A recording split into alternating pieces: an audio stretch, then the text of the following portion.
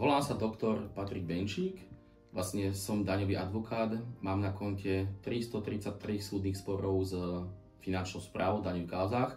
Je to už aj viac, kto by to vlastne počítal. No a som autorom tejto peknej publikácie z dielne vydavateľstva Ferrag das Hofer, Daňové vzory. Knižka je novinkou, je to podľa mňa najobsiahlejší kompilát na trhu daňových a právnych informácií, čo sa týka daňových vzorov, a obsahuje ich summa summarum 40 daňových vzorov s komentárom autora, vlastne mojej maličkosti. Je odzrkadlením jedného roku môjho pracovného života.